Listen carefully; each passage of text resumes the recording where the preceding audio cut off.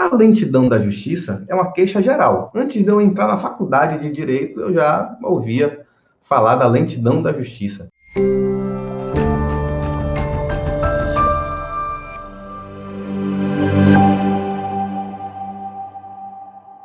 O que é que acontece? Em alguns aspectos melhora, em outros aspectos piora, mas nunca chega num ponto em que a gente vai elogiar, não, poxa, agora tá perfeito. São muitos obstáculos que você tem até você realmente conseguir uma justiça efetiva, rápida, célere, que entregue a justiça. Porque, vamos estabelecer aqui, a gente tem uma premissa.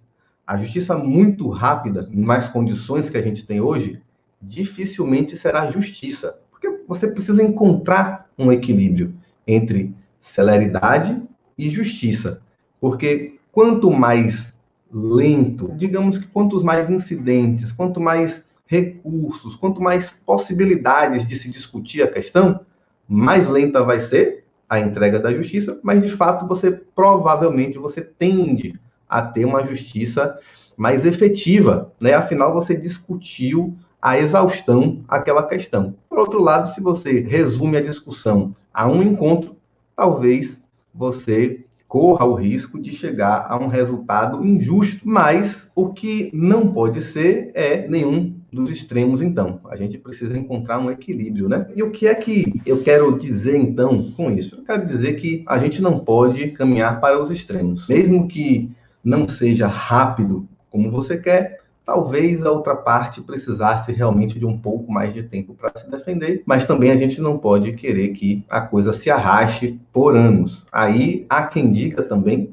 que a justiça que chega tarde não é mais justiça, né? Como é que você vai encontrar um caminho em que você vai evitar situações em que a lentidão da justiça vá atrapalhar o seu processo? Esse é o nosso objetivo aqui. Como é que você faz isso? A primeira dica que eu tenho que dá para você é, se em algum momento você está em uma situação em que você pode escolher, opte pelo juizado especial. A Lei 9.099 veio para evitar a morosidade e ela não resolveu. Mas o juizado, em média, costuma ser mais rápido que a justiça comum. É perfeito? Não é. Mas chega a ser um terço do tempo, um quarto do tempo, que seria o trâmite do processo na justiça comum, né? Então, muita gente se confunde, tem dificuldade com a competência dos juizados. Semana passada eu falei sobre a competência dos juizados e isso é um auxiliar que você tem, é uma arma que você tem. Conhecer muito bem a competência dos juizados especiais, porque você vai encontrar situações no dia a dia em que o seu processo pode tramitar tanto na justiça comum como no juizado. E se você não souber disso, se você não conhecer a competência dos juizados, você não vai nem saber que você tem essa possibilidade, que você tem essa escolha a fazer. E aí você vai cair num rito que costuma ser, em média, 3, 4 vezes mais demorado. Como é que eu sei, Hugo, a competência dos juizados? O que é que você está falando? O juizado não é só até 40 salários mínimos, se for na estadual civil, e 60 se for no juizado federal ou de fazenda pública, não? Não, não. A competência dos juizados é muito mais ampla do que isso. Se você continuar tratando os juizados especiais como juizados de pequenas causas, você vai sabotar seus resultados. Você tem muitas hipóteses em que a competência dos juizados é firmada em razão da matéria e não do valor. Que hipóteses são essas, Hugo? Nunca ouvi falar disso. Algumas hipóteses. Posso dar alguns exemplos aqui para você. Cobrança dos seus honorários contratuais de advogado ou de qualquer outro profissional liberal, você vai cobrar nos juizados. Até quanto, Hugo? Até 40 salários mínimos? Não, seja qual for o valor. Qualquer que seja o valor, a competência é dos juizados. Você não vai buscar isso na justiça comum, você não vai buscar isso na justiça do trabalho, você vai buscar isso no juizado, independentemente do valor da causa. Quer outro exemplo? A cobrança de qualquer valor que o condômino deva ao condomínio. Qualquer que seja o valor, você vai cobrar isso no juizado especial. Isso aí já dá para contextualizar você de que, se você tem essa opção e você precisa conhecer a competência para saber se tem a opção, opte pelos juizados. É um rito mais célere, mais simples, mais informal. Você vai ter o meu auxílio aqui para você conseguir caminhar nos juizados. Tem conteúdo aí suficiente para você começar a ter intimidade com o rito dos juizados, coisa que na justiça comum você não vai ter. Então, tem aí, ó, abre meu canal do YouTube, meu perfil no Instagram e tem lá coisa pra caramba para você aprender, para você discutir, para você começar a tomar ciência, tá? Do que é, de como funciona. Se você pode optar, vá para o juizado. Para mim, é a situação que vai enriquecer aí a sua jornada em qualquer processo que você tem. Outra forma que você tem de evitar a morosidade da justiça é ir para a audiência de conciliação imbuído de um espírito realmente conciliatório. E isso a gente não vê na maioria dos casos, é uma pena, né? Isso me faz lembrar de uma amiga, a Rafaela Lopes, que é fera em resolução consensual de conflitos. Você vê que a Lei 9.099, ela veio com essa intenção de intensificar a conciliação entre as partes. Você tem que ter esse espírito e não é o que a gente vê na prática. A primeira audiência que você tem é de conciliação. O CPC também copiou isso da Lei 9.099, o CPC atual, né, de uma audiência de conciliação e tal. E a gente vê que ninguém, não é ninguém, mas a grande maioria das pessoas não está envolvida, não chega na audiência com espírito conciliatório. Quando é um grande litigante, assim, uma empresa prestadora de serviço público e tal, você vê que a audiência de conciliação é só pro forma, né? É uma formalidade porque a lei exige. E o preposto não chega lá com uma proposta de acordo. É como se a intransigência imperasse nos tribunais e as partes chegassem com esse espírito, né, de não transigir em nada. O que é uma pena, porque há um conflito. E se há um conflito, normalmente a gente tem duas pessoas erradas. Pode ser rigoroso isso, mas eu acredito muito nisso, em que todo mundo tem alguma responsabilidade naquele conflito ali. Salvo exceções de extremos, mas normalmente, se você tem um conflito, você tem as duas partes com um pouco de responsabilidade, uma mais, outra menos, mas todas têm. Porque o espírito de conciliação vai contribuir para que você não seja afetado pela morosidade da justiça? Primeiro que a solução consensual, ela naturalmente vai ser melhor para as duas partes. Normalmente, né, você vai chegar num consenso em que as duas partes vão estar satisfeitas com o fim daquele litígio ali, com as condições que foram postas. E segundo, que o processo acaba ali, não tem hipótese de recurso. Se você conciliou, acabou, transitou em julgado aquela decisão, aquele acordo vai ser homologado por sentença e ali vai ser cumprido. E se uma das partes descumprir, o termo de acordo e a sentença homologatória, na verdade, será executada. Não vai ter recurso, não vai ter uma infinidade de discussões até se resolver a questão, não. Vai estar tudo já resolvido.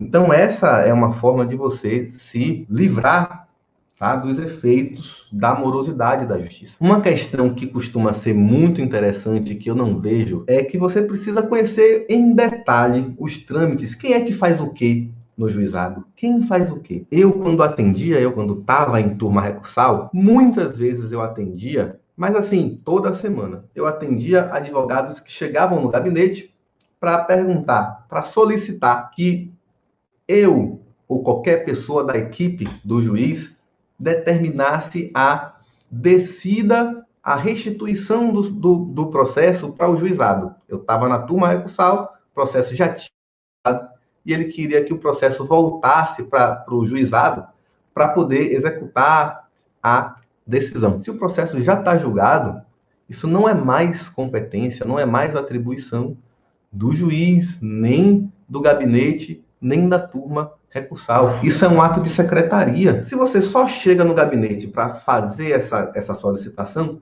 é menos mal. Você não vai ter nenhum prejuízo de tempo em relação a isso.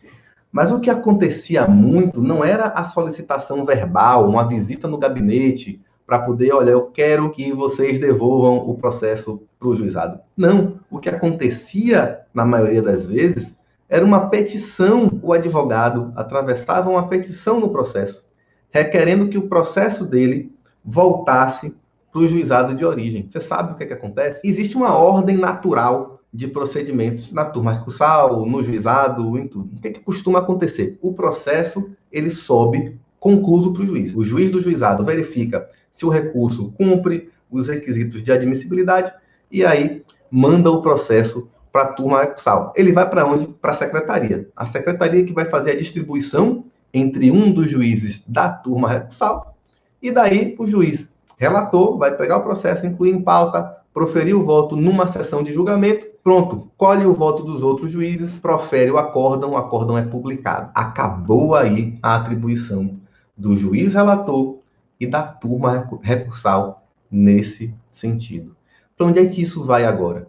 Isso vai para a secretaria da turma recursal dar prosseguimento. O que é que ela vai fazer? A depender da situação, sobretudo se é um processo físico, vai publicar o acórdão. Processo eletrônico, normalmente a assinatura do relator já coincide com a publicação do acórdão. Normalmente é isso. Mas, se não for esse o caso, também a secretaria vai providenciar a publicação da decisão e aí vai aguardar o prazo para transitar em julgado, porque ainda há chance de embargos, de recurso extraordinário, então é preciso aguardar o prazo para eventual recurso. Não havendo recurso, ela vai certificar o trânsito em julgado e vai devolver o processo para o juizado de origem. Isso tudo acontece já automaticamente. Pode ser que o seu processo saia do trilho? Pode ser. Às vezes acontece, por um motivo ou outro, o processo sair da ordem, sair da fila ali, e ele ficar perdido. Eventualmente pode acontecer e você, de fato, precisa diligenciar o processo. Mas, normalmente, não é isso que acontece. Normalmente, o que acontece é uma fila grande de processos e o seu processo está ali aguardando na ordem de chegada para ser publicado, para ser restituído para o juizado de origem. Então, quando desnecessariamente você provoca um incidente do tipo atravessa uma petição pedindo, requerendo que o processo seja devolvido, o seu processo que já estava na fila aguardando para descer para o juizado, ele vai sair da fila, alguém da secretaria vai pegar aquele processo, anexar a sua petição, se for um processo físico, ou de modo digital, de modo virtual, ele vai pegar aquela petição e encaminhar o processo para o juiz relator, que já fez tudo o que deveria fazer no processo. Ele já tinha feito tudo. Então, agora, seu processo que estava na fila para descer, voltou para uma caixa de despacho do juiz, que normalmente é lotada, e está ali esperando agora o juiz ter condição de analisar 5.000 processos que estão na frente do seu, até ele dar o despacho desnecessário, porque o seu processo já desceria de qualquer modo. Entende? Então, isso aí vai atrasar meses o ritmo da sua ação. Você não precisaria fazer esse requerimento. Tudo isso porque você não entende como é que funciona o trâmite interno do juizado. Nesse caso, então, o que é que você vai fazer? Não atravessa uma petição. Se você desconfia que o seu processo saiu do trilho, que você precisa ali, de fato, intervir para que o seu processo volte para o juizado, você acha, poxa, já tem 3 meses que o acórdão foi publicado e o processo não desceu ainda para o juizado de origem. Tem alguma coisa estranha? Acredito que sim. 3 meses é um prazo longo para um ato tão simples, tá? Então, você vai visitar, tá? Não agora em tempos de pandemia, manda um e-mail, telefona, enfim, entra em contato com a secretaria para perguntar, olha, processo tal, ele está na fila, ele está no fluxo, será que ele saiu, será que tem alguma coisa errada? Ou ele já vai descer? Isso vai poupar tempo na sua ação, você não vai ter necessidade de provocar o juiz para uma coisa que não é nem atribuição dele, que é devolver o processo para o juizado de origem, entende? Se você conhece esses detalhes, de como é que funciona, quem é que publica, quem é que determina tal coisa, isso já é automático, o sistema faz sozinho, o prazo que eu estou esperando, será que é um prazo fora do razoável? O que acontece, eu sei, é que você normalmente tem um cliente que está pressionando você, ligando todo dia, poxa, eu preciso de resposta, eu quero um resultado, a gente sabe disso, e aí de um modo desesperado, né, porque você já não sabe mais o que fazer, você termina respondendo a essa pressão do cliente com um ato que vai prejudicar mais o ritmo da ação. Então, não faça isso. Se você, por acaso, acha que o seu processo está lento, alguma coisa errada, telefona, vai lá e tal, em vez de atravessar automaticamente uma petição. Pode ser, eventualmente, que, diante da sua procura, da sua busca, da sua provocação, alguém sugira, olha, atravesse uma petição, então, doutor, narrando isso, isso e aquilo. Pode ser, aí sim, ok, tá? Mas fora isso, não caia nessa armadilha de atravessar uma petição porque você acha que o processo está demorando demais. Na maioria das vezes, isso só vai atrasar mais o curso da sua ação, tá? Na grande maioria das vezes, isso vai ser mais um obstáculo, mais um entrave à restituição do seu processo para o juízo de origem. Outra questão interessante é quem é que julga os embargos de declaração em face da sentença. Isso também termina trazendo muitos entraves. Eu vejo, eventualmente, alguns advogados, não são muitos, mas é uma quantidade considerável do que eu vejo na prática. O advogado, ele opôs embargos de declaração contra a sentença, mas aí ninguém viu. O juiz lá do juizado não viu. E aí, junto com isso, tinha um recurso inominado lá, ele mandou o processo para a turma recursal. Mas veja, os embargos de declaração devem ser apreciados pelo juízo que proferiu a decisão embargada. Obrigatoriamente tem que ser assim. Então, na turma recursal, o relator decidir os embargos de declaração em face da sentença, por exemplo. E o contrário também não pode acontecer. Ou seja, o juiz do juizado apreciar embargos de declaração em face do acórdão que julgou o recurso nominado. Então, tudo isso é importante você saber.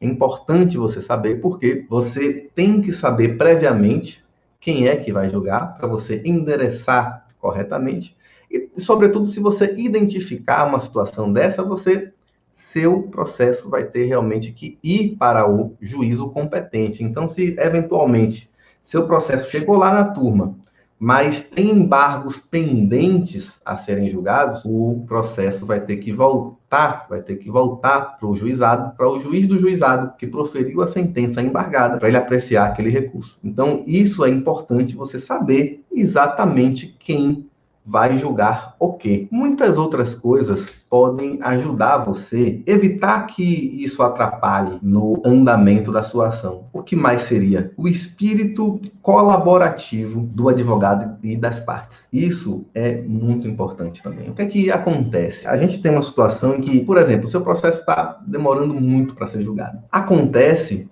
de alguns advogados irem semanalmente, ou todo dia, ou quase todo dia, cobrar que aquela decisão seja proferida. E isso pode ajudar ou pode atrapalhar, a depender da sua postura. Se você está imbuído de uma conduta, de uma postura de colaboração, provável que o seu processo realmente saia mais rápido. Por quê? Você vai chegar lá e vai dizer, olha, você vai chegar para a pessoa que vai te atender e vai detalhar o processo. Olha, isso a questão é X, é Y, Z, é assim, é assado e tal. É muito mais fácil de você conseguir um resultado bom no seu processo do que se você simplesmente chegar lá e para cobrar, poxa, eu quero que o cliente está com pressa, etc e tal. Não, aproveita que você está ali, tá? E em vez de só cobrar, lógico, cobra também, mas explica. Aproveita enquanto a pessoa está ali, já vai explicando quais são as questões do processo, qual é a questão central que está sendo discutida naquela petição, naquele recurso seu. Isso vai ativar na pessoa um senso de colaborar com você também, porque você está ajudando ela, de certo modo. Olha, a questão é essa, é isso, é aquilo e tal. Você está aproveitando para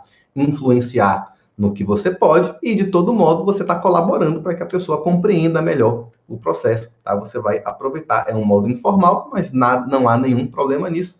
Se, por acaso, você for atendido por quem vai fazer a pré-análise, a minuta, o rascunho daquela decisão naquele processo, ou se você tiver com o próprio juiz ali na sua frente, tá? Isso é uma forma de você acelerar também os seus resultados. Além disso, o seu espírito colaborativo, ele tem que estar presente também em suas petições. A sua petição tem que refletir colaboração. De que forma? petições mais objetivas, porque você colabora com o judiciário, com seus colegas e com você mesmo, porque se você tiver petições enormes, você vai tomar tempo do judiciário como um todo, do juiz que vai verificar, do assessor, do estagiário que vai fazer aquela minuta, que vai preparar o processo para o juiz julgar, vai tomar tempo de outros colegas, porque enquanto um juiz lê uma petição de 40 páginas, ele leria 4 de 10 páginas. Se todo mundo tiver esse empenho, as coisas vão mudar da água para o vinho? Não, mas melhor. E não é só isso, lógico. A sua petição, ela sendo objetiva, ela sendo clara, seu processo vai ser julgado mais rápido. Então, amigos, muito obrigado pela companhia. Foi um prazer estar com vocês. Grande abraço para você. Tchau, tchau.